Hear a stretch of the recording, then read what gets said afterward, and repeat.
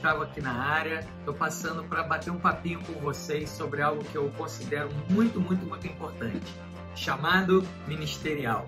Nós todos, né, homens e mulheres de Deus, temos ministérios, né? Ministério significa serviço. Essa palavra significa serviço. Ministrar, ser ministro é ser servo em alguma área. E Deus tem chamado pessoas, tem chamado diariamente em vários contextos diferentes, para várias coisas diferentes, mas Ele tem chamado. E eu ouço isso, eu acho esse tema muito importante porque tem tido muita confusão no meio aí desse tema. E antes mesmo de eu começar a falar, eu quero fazer um exercício com você. Coloca aí nos comentários, deixa aí nos comentários o que isso significa para você. Isso é claro para você? Quando você ouve chamado ministerial, isso é muito claro, você sabe qual é o seu chamado. Isso gera medo, isso gera desconforto, você tem uma noção muito tranquila, isso gera segurança ou gera pavor. Coloca aí nos comentários para a gente, né, discutir e te ajudar um pouquinho melhor também dentro dessa área. Quando eu penso sobre isso, sempre vem à mente uma pergunta que me é feita por várias pessoas em vários lugares diferentes. A mesma pergunta sempre vem. Com a minha experiência fora do Brasil, de missões e passando anos, né, sendo num projeto missionário fora do Brasil, eu acabo, né, pregando em muitos lugares, viajando bastante. E normalmente isso acontece. Quase sempre quando eu vou pregar em algum lugar isso acontece. As pessoas no final do culto vêm e falam: pô, que bonito o seu chamado, pastor, eu estou esperando o meu chamado. O dia que Deus me chamar, o dia que eu ouvir a voz de Deus, eu vou para tal lugar. Ou então, pastor, eu tenho um chamado para tal lugar, mas não sei bem como é que eu vou fazer. Mas é muito interessante que as pessoas sempre ficam naquela expectativa passiva. Não, eu estou esperando em Deus, o dia que Deus me chamar, eu vou. E eu fico pensando, gente, assim, eu sou um cara muito humano, muito espiritual, no sentido de crer em Deus, mas muito humano. A gente é gente de carne e osso. A gente romantiza algumas coisas, sabe? A gente fica pensando: o dia que Deus vier falar comigo de madrugada. Eu sempre falo isso por onde eu vou. Você já parou para pensar no que essas pessoas estão pedindo? Imagina você 3 horas da manhã dormindo lá no teu edredom quentinho, de repente aparece um anjo no teu quarto para te chamar. Gente, numa boa.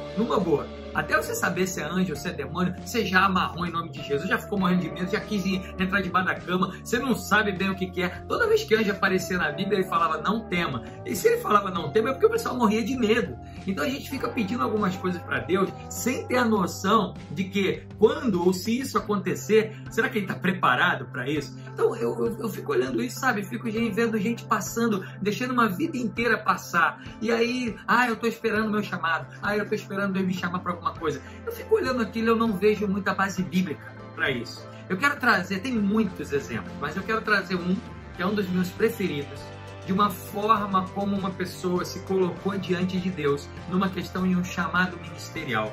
Para mim, um dos maiores líderes do Antigo Testamento. Se você quer ter um curso sobre liderança em tempos de crise, liderança na adversidade, tá aqui. Abre a sua Bíblia no livro de Neemias e você vai ter um exemplo fabuloso de um grande líder.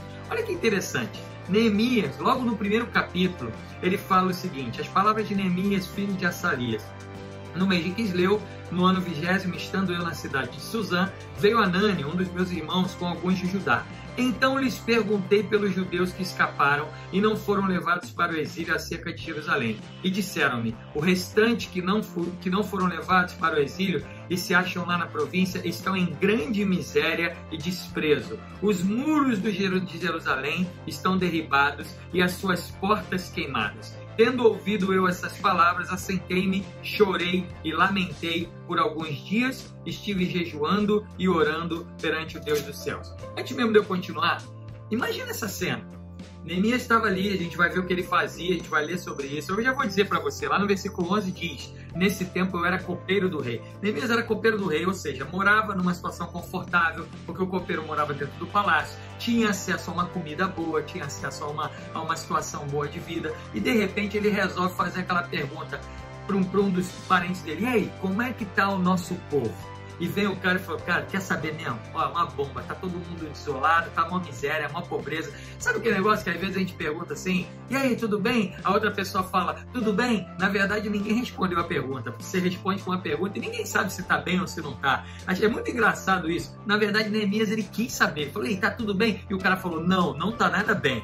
Você já imaginou isso? Você chegar para alguém e falar: cara, não tá tudo bem, e o cara chegar para você: não tá bem. O que você vai fazer? Como é que você vai reagir a isso? Isso tem tudo a ver com o chamado ministerial. Porque Neemias podia olhar para aquilo ali e fala assim, pô, que pena, né? Não, pena também porque eu estou muito ocupado, eu vou continuar minha vida aqui. Porque era isso que ele fazia, ele tinha um trabalho, ele tinha um ofício, ele não estava sem nada para fazer. E aí não, diz a Bíblia que ele se assenta, ele chora, ele ora, ele jejua e começa a querer entender o porquê daquilo tudo. E é muito interessante que os versículos que vêm logo depois no capítulo 1, ele se coloca no negócio. Versículo 6, versículo 7, ele diz, temos procedido de todo corruptamente contra ti, não temos guardado os mandamentos nem os estatutos.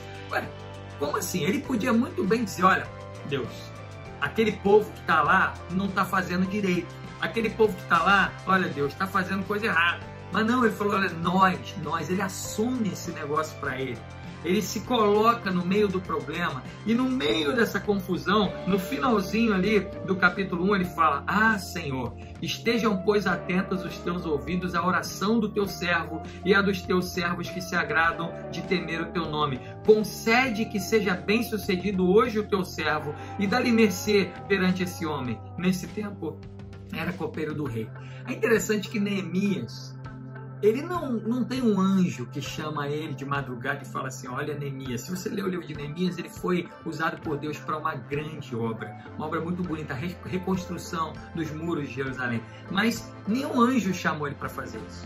Na verdade, ele se convidou, ele orou, ele entendeu o problema, ele viu a vida dele, ele se incomodou com aquilo e ele foi em jejum e oração para Deus e falou, olha Deus, se for do teu agrado, me coloca nessa festa. Será que você já entendeu o chamado ministerial dessa maneira? Você fica aí esperando, sabe? Fica à toa na vida, vendo a banda passar, esperando que Deus te chame para alguma coisa. Mas tem tanta coisa acontecendo ao nosso redor. Tem tantas vidas precisando de nós. Quando a gente atravessa a rua, quando a gente sobe e desce de elevador, quando a gente entra no Uber, tem tanta gente clamando por uma palavra de Deus. E se nós estivermos atentos, como Neemias estava atento, nós poderemos ser instrumentos de Deus. E nós poderemos dizer em jejum e oração, Deus, se for do teu agrado, me concede fazer esse negócio. Logo no capítulo 2, isso acontece. O rei percebe que ele está triste, o rei chega para ele e fala, o que você quer que eu te faça? E aí ele ora, muito interessante, diz, então orei ao Deus dos céus e disse. E aí falou, olha, eu queria isso. E aconteceu. Gente, chamado ministerial é algo que é espiritual, mas ele está aí na nossa vida. Você não vai ser uma bênção só quando for para a Ásia, ou quando for para o Japão, ou quando estiver liderando multidões. Não, você pode e deve ser uma bênção agora, aonde você está no teu ambiente de trabalho. E nem sempre o teu trabalho é o melhor do mundo, nem sempre você está trabalhando. Talvez as circunstâncias da tua vida nesse momento não sejam as melhores, mas eu quero dizer para você, você pode estar vivendo um chamado ministerial nesse momento, nesse instante. Então pensa nisso, ao invés de ficar esperando as coisas acontecerem, para olhar a situação do mundo, para se envolver com o mundo, se coloca no drama, se coloca no problema e coloca a tua vida diante de Deus e comece a perceber como Deus não vai ser capaz de te usar de maneira gloriosa em várias áreas perto de você. Você não precisa de dinheiro para cumprir o seu chamado ministerial, você não precisa de status, não precisa de fama, não precisa de faculdade, não precisa de nada disso. Você precisa estar antenada ao Senhor dos Senhores e precisa estar coerente e sensível àquilo que no mundo que nós vivemos está clamando como coisas urgentes a serem feitas. Não se esqueça que o chamado é ministerial, ou seja, é para servos e servas. Se você quer ser um ministro, você será um servo, uma serva. Essa é a chave de tudo. Espero que Deus tenha abençoado você com essa breve devocional, que você seja um instrumento dele nessa terra, com um chamado ministerial lindo e em diversos momentos e de diversas formas. Fique tranquilo, fique tranquila, ele vai te usar poderosamente se você estiver sensível. Tchau, tchau, que Deus te abençoe.